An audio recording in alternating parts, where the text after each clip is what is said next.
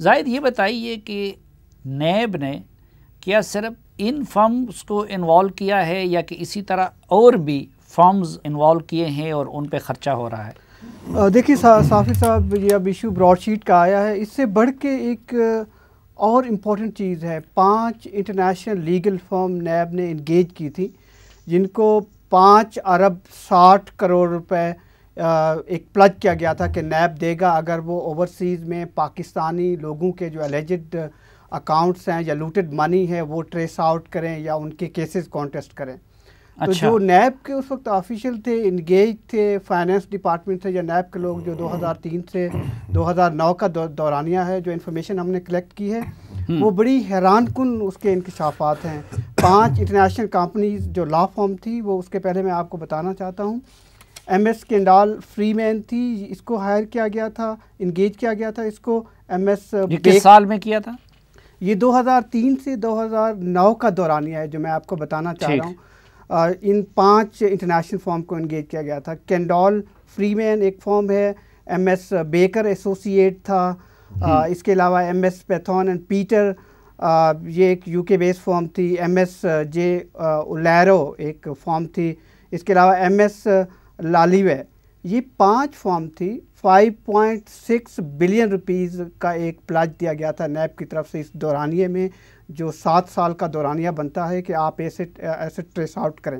اب ان فرم کی ڈیٹیلز میرے پاس تمام ہیں کہ کس کو کتنے کروڑ روپے دینے کا کہا گیا تھا. ٹوٹل ان کو کتنے پیسے نیب ادا کر چکا ہے؟ یہ بڑا دلچسپ ہے صافی صاحب. جو ہماری معلومات ہے جو ہمیں بتایا گیا ہے سورسز سے، اور پاورفل سورسز ہیں، یہ کریڈیبل سورسز ہیں، اس میں تقریباً 30 کروڑ روپے جا چکے ہیں. 2 مختلف اکاؤنٹس ہیں، میں لینا چاہتا ہوں، مجھے موقع دیجیے گا بتانے کا.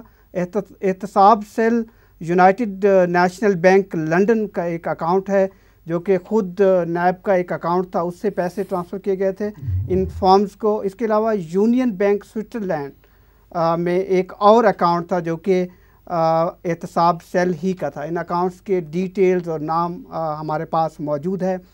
جو فری مین فرم تھی اس کو ہائر کیا گیا تھا پاکستان ورسز بے نظیر، اس کو انگیج کیا گیا تھا اس دورانیے میں. جو بیکر ایسوسیٹ تھی ان کو یہ کہا گیا تھا کہ جو پاکستان کے مختلف چینل آئیلینڈ ڈیزگنیٹڈ ٹیریٹریز یا منوالا جو ایریا ہے اس مختلف آئیلینڈ کا، وہاں پر ٹریس آؤٹ کرے پاکستانی ان کا. اور باقی جو تینوں کا ریکارڈ ہے یا ایگریمنٹ ہے وہ شیئر نہیں کیے گئے ہیں. اور سب سے امپورٹنٹ بات یہ ہے، یہ وہ فارم تھی.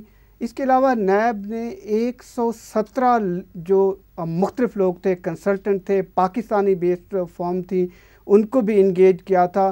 اور کم از کم اچھا، وہ جو لوکل کنسلٹنٹ کتنے ہیں اور کتنا خرچہ ابھی تک اس پہ ہوا ہے وہ میں آپ سے الگ پوچھوں گا. لیکن یہ بتائیے کہ یہ جو اتنا ہم نے باہر مختلف فرمز کو ہائر کیا، جواب میں باہر سے پیسہ کتنا لایا ہے نیب؟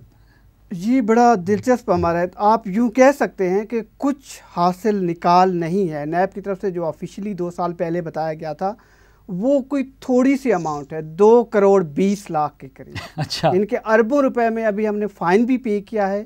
اماؤنٹ اتنی میگر سی، اگر کچھ اور ملا بھی ہے. فائنز کے علاوہ ہم فیسز پہ بھی اور کنٹریکٹ پہ بھی اربوں روپے خرچ کر چکے ہیں باہر، لیکن باہر سے لائے ہیں صرف چند کروڑ روپے.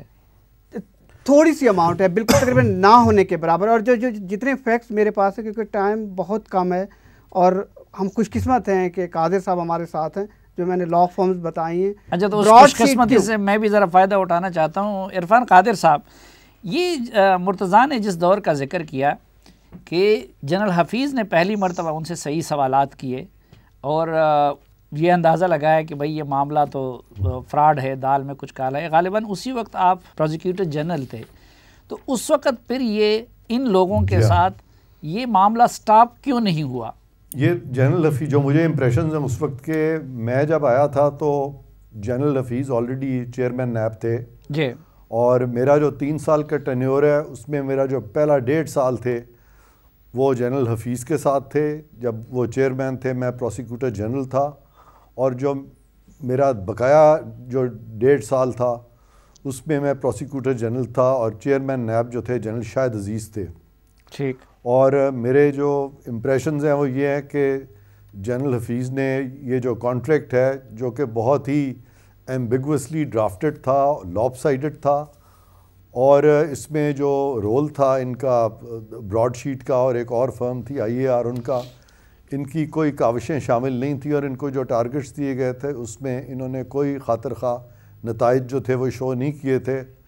اور میں اپنے امپریشن سے ہی بات کر رہا ہوں، تو میں سمجھتا ہوں کہ جنرل حفیظ نے جب یہ ان کے وقت میں یہ کانٹریکٹس جب ٹرمینیٹ ہوئے تو انہوں نے بالکل ٹھیک کیا تھا، اور یہ ٹرمینیٹ ہونے چاہیے تھے، اور انہوں نے یہ ٹرمینیٹ کر دیے تھے.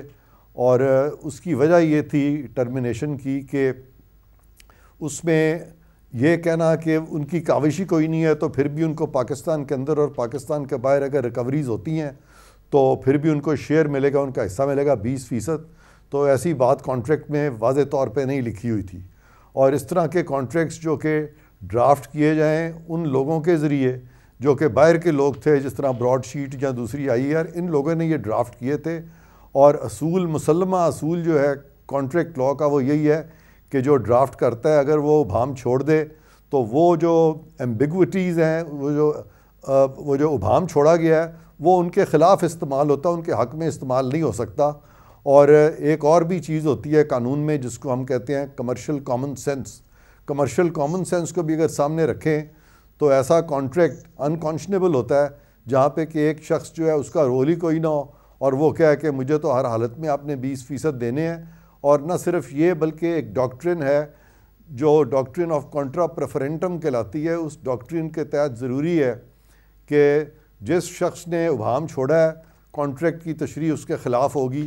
تو یہ آپ کیا سمجھتے ہیں کہ ایک جعلی کمپنی کے ساتھ جو خود ادھر زیر عتاب ہوں ان کے ساتھ معاہدہ کرنا، یعنی اتنی بڑی بے وقوفی اور حماقت کیسے ہو گئی؟ آپ کا اندازہ کیا ہے؟ میرا اندازہ یہ ہے کہ اس وقت کے جو چیئرمین تھے جنرل امجد اور جو پروسیکیوٹر جنرل تھے فاروق آدم صاحب، ان کے وہم و گمان میں بھی نہیں تھا کہ وہ اتنے بڑے فراڈ لوگوں سے، اس طرح کے بیک گراؤنڈ کے لوگوں سے وہ کوئی معاہدہ کرنے جا رہے ہیں. اس وقت ایک بڑی زیل تھی ان میں کہ ہم بہت ریکوریز کریں گے، اور جنرل امجد کے بارے میں یہ اس وقت امپریشن تھا کہ وہ جنرل صاحب جو ہیں وہ بڑے انڈیپینڈنٹ ہیں اور وہ کسی کی سفارش نہیں مانتے. اور نیب میں بھی جو لوگ میرے سے انٹریکٹ کرتے تھے اس وقت وہ جنرل امجد کی بہت تعریف کرتے تھے اور ان کی اپرائٹنس اور ان کی انٹیگریٹی کی. تو یہ جو ریپوٹیشن ایک انسان گین کرتا ہے over a long period of time کرتا ہے. لیکن جو انفارچونیٹ پارٹ یہ تھا کہ جنرل امجد کو وہم و گمان میں بھی نہیں ہوگا کہ یہ فرم جو ہے اس طریقے سے کانٹریکٹ لکھے گی. اور اس وقت کے جو ہمارے جو بھی لیگل ٹیم تھی ان کو جس طرح سے اس کانٹریکٹ کی اسکروٹنی کرنی چاہیے تھی اور جس طرح سے جنرل صاحب کو بھی جو ڈیٹیلڈ سوال ان سے کرنے چاہیے تھے، شاید انہوں نے یہی سمجھا، ان پہ اندھا یقین کیا، جس کا خمیازہ پھر پاکستان کو بعد میں بھگتنا پڑا. یہ بڑی انفارچونیٹ چیز ہے. عرفان خالد صاحب، مجھے ایک بریک کی طرف